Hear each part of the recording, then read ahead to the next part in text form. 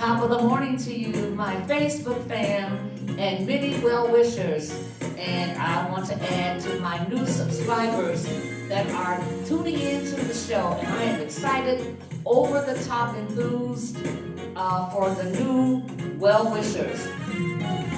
As I said, I am over the top excited that you stopped by to hang out with me on this very cold, Satisfied Saturday. Here I go again, missing the human instinct, and that is to touch. So I'm sending you another big warm virtual hug, and certainly on a cold day like this, you do need a warm hug. Kindly tag someone, do a watch party, give me a shout out as to your location, and by all means, leave me a comment. For the past few segments of the show, I did not explain why I called this Satisfied Saturday. I just assumed and took for granted that everyone knew.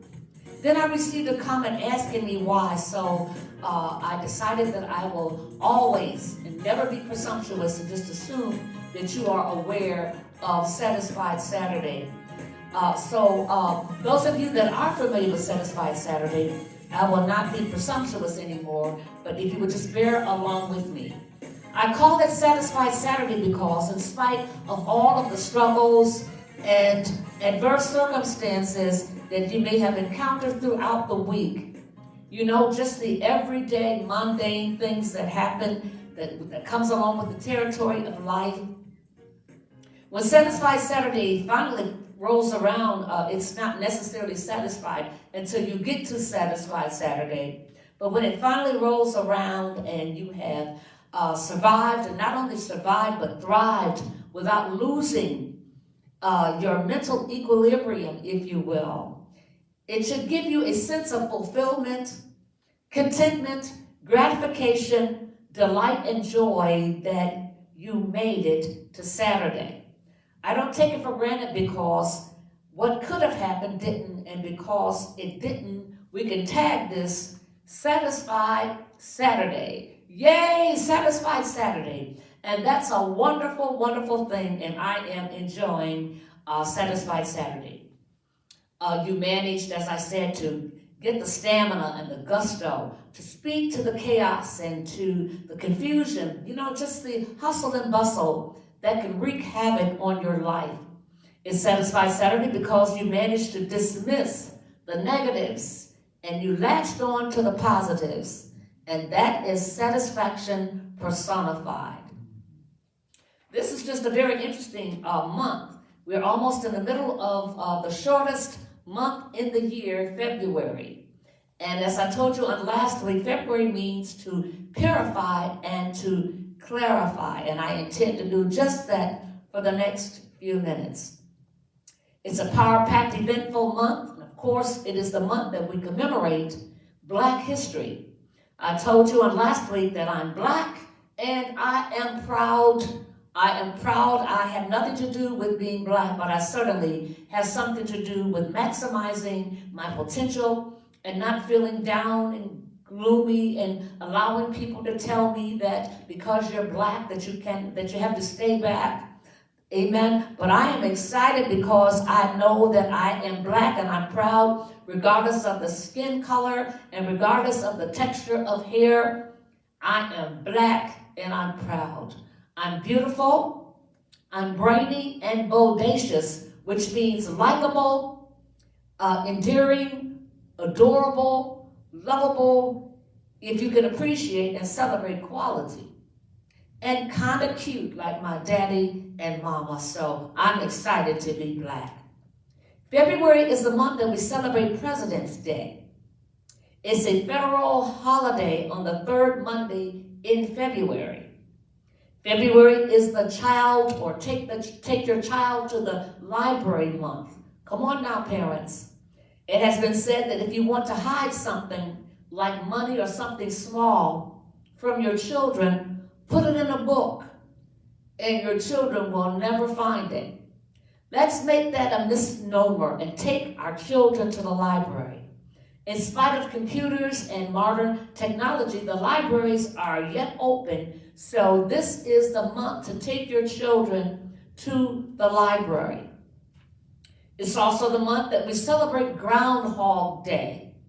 It derives from the superstition that if a groundhog emerged from its hiding place on this day and sees its shadow due to clear weather, it will retreat back to the den, and winter will persist for 6 more weeks.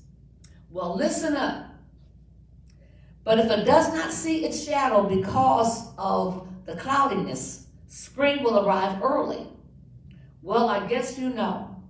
The groundhog saw its shadow and got back into that hiding place. So that means we have 6 more weeks of cold weather. And so I want you to get used to it. This is New York, this is Rochester, and it has been snowing ever since it has been Rochester, okay? So get used to it, buckle up, and stay warm. February is also an American Heart Month, a time when all people, especially people of color, and particularly women, should focus on their cardiovascular health. It's the month that we focus and we shine a light on hypertension, which is a leading rise factor for heart disease and stroke. It's a time that we take preventative measures to prevent and protect our heart. And our heart is a very interesting organ. There's a multiplicity of things that your heart does. But one thing I want to bring to your attention is it beats 60 to 100 times a minute. So it is a profound organ that you cannot see, but you need to know that it sees you. And it knows whether that you are protecting it, limiting the intake of sodium, making sure that you exercise, make sure that you eat right. And if you do right by your heart will do right by you. And speaking of heart, this is Love Month. It's a month that we celebrate love, and we should celebrate love all year long, but particularly Valentine's Day, and this is pre-Valentine Day. Tomorrow is Valentine's Day, and Saturday is pre-Valentine's Day. So I want to give you a little history. Valentine's Day is $1 billion business. Listen up. It's $1 billion business. The NFR, which stands for the National Retail Federation, estimates that the United States consumers will undoubtedly spend $27.4 billion for this holiday on tomorrow. One of the first greeting cards to mark the day was made way back in the 16th century, and it included the now iconic, I think we would say, the trademark question, "Will you be my Valentine?" Greeting cards were the order of this exhilarating day, and then there was a young man named Richard Cardberry got the bright idea that cards were not enough.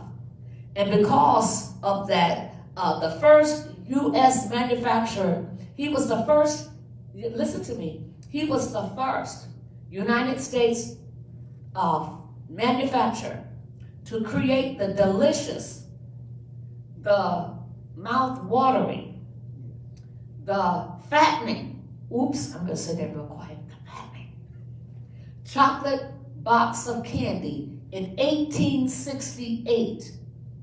And he thought of just not plain chocolate, but what the thing was, you bite into it and you never know what's on the inside until you bite into it. And you know what?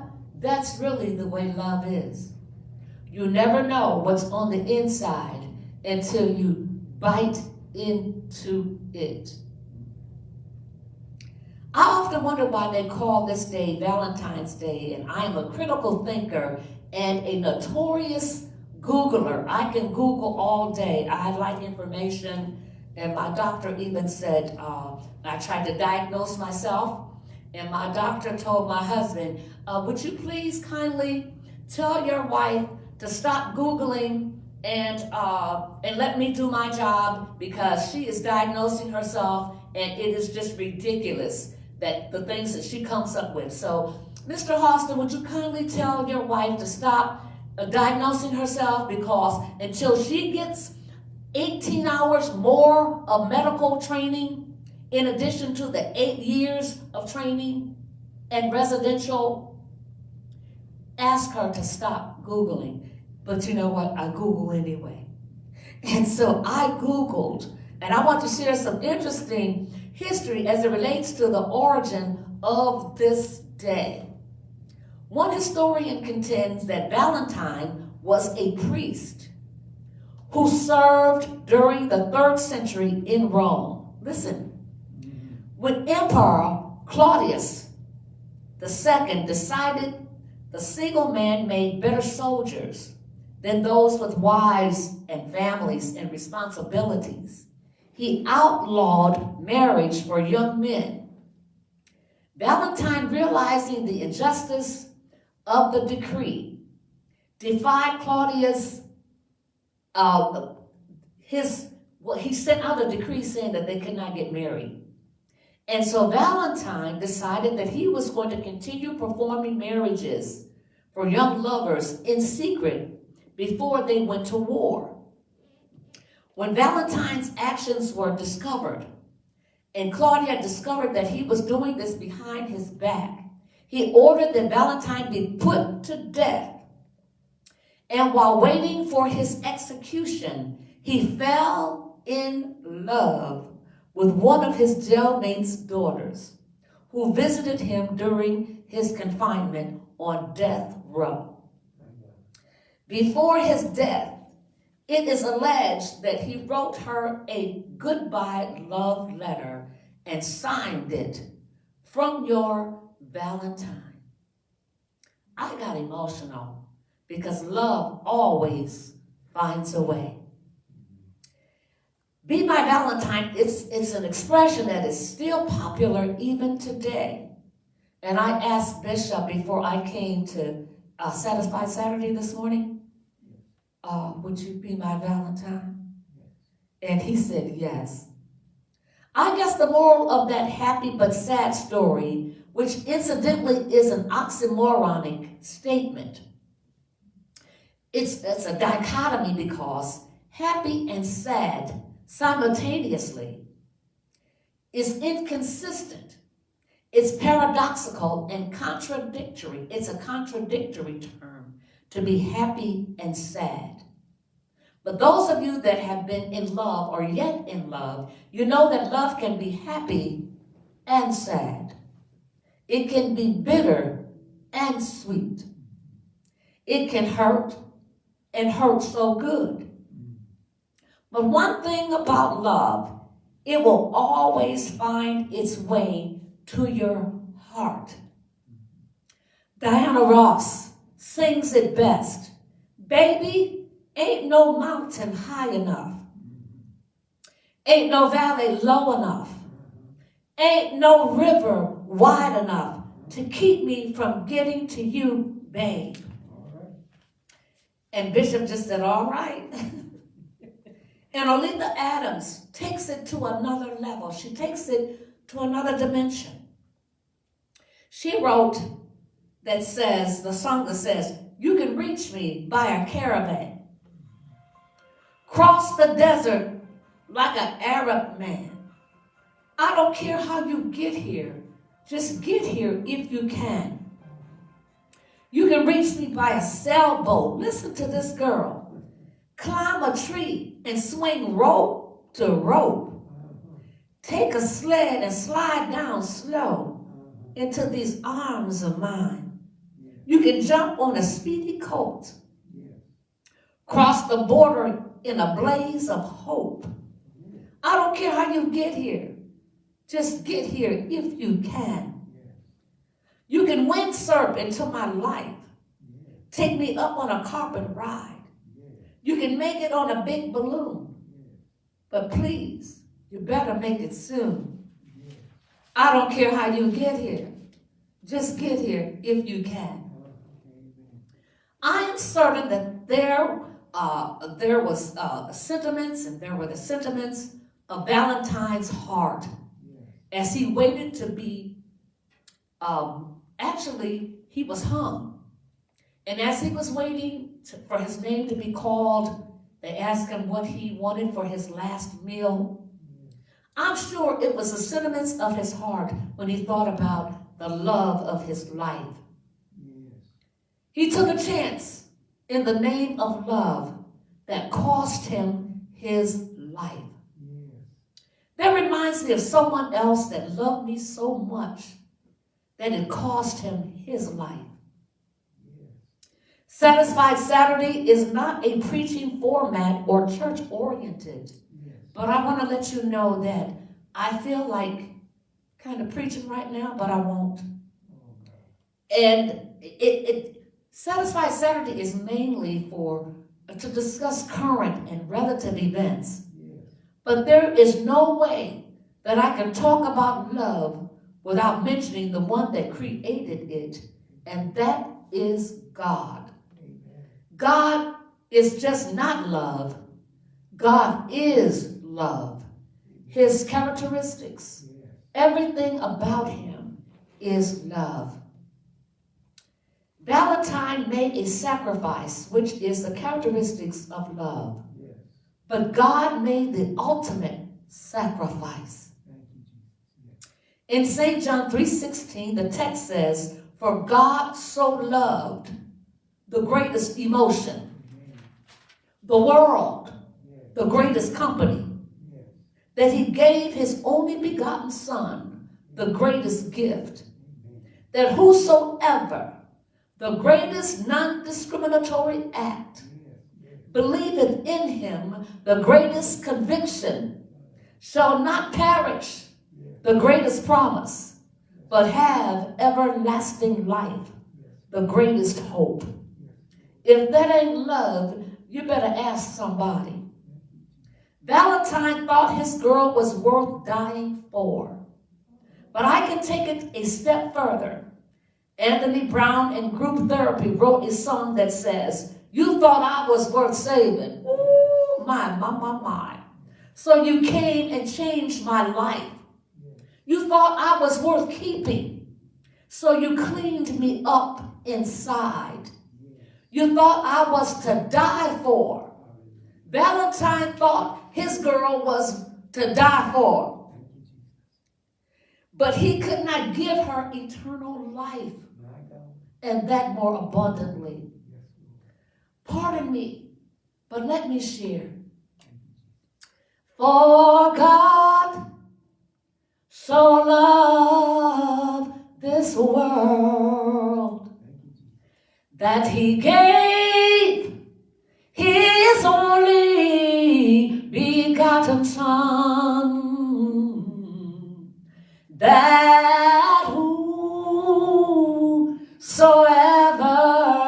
believeth on him should not perish, should not perish, but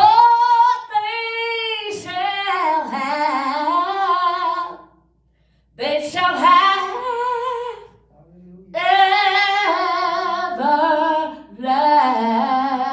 everlasting life. That's what the lover of my soul did. He came and he thought I was worth dying for. That's what love is all about.